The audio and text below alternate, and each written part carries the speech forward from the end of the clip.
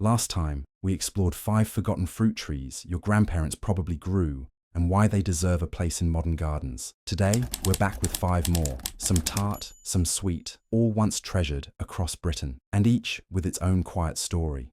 Let's begin with the gooseberry, sharp, prickly, and once the pride of northern allotments. In the 1800s, towns like Manchester and Warrington held gooseberry growing competitions. Yes, full-on contests to see who could grow the largest, juiciest berries. Some weighed over 30 grams, almost the size of a plum. Gardeners would whisper their secret methods, soaking roots in soot water, shielding berries with paper hats. It was more than gardening. It was community, tradition, pride. Today, gooseberries have nearly vanished from shops. But in the garden, they're resilient, happy in a corner bed, tart when green, honeyed when ripe, perfect in fools, crumbles, and homemade wine. Pick one warm from the bush, and you'll understand what made them worth the scratches. Number 2, white currant. Everyone knows red currants. Fewer remember their pale cousin, the white currant. Sweeter, softer, and almost translucent, white currants were once a summer staple in cottage gardens. Their taste is delicate like sugar kissed with citrus. Old recipe books called for them in cordials,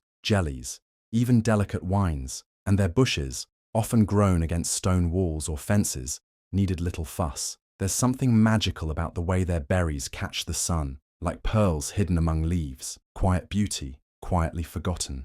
Now something truly ancient, the service tree.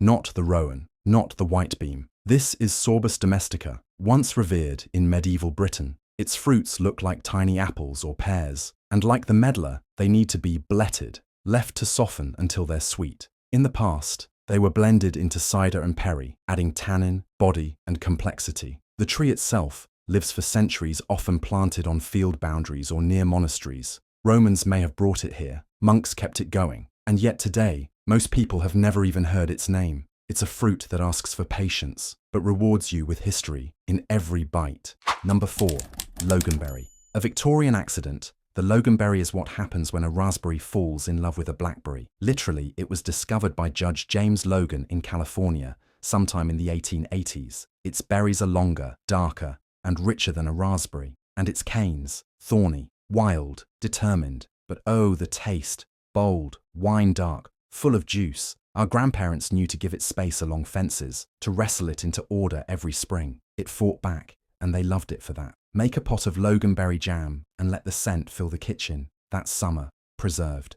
Number 5, tayberry. Softer, sweeter, gentler than the loganberry. Bred in Scotland in the 1970s, it never caught on commercially. Too delicate for transport. But in gardens, it's a quiet triumph. The fruit, a deep reddish purple, melts on the tongue. The plant grows like a blackberry, but with fewer thorns.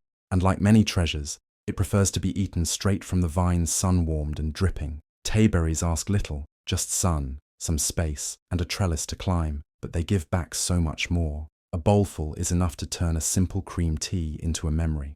Which one of these would you grow in your garden? Let us know in the comments. If you enjoyed this video, please like, subscribe, and turn on notifications so you don't miss the final part.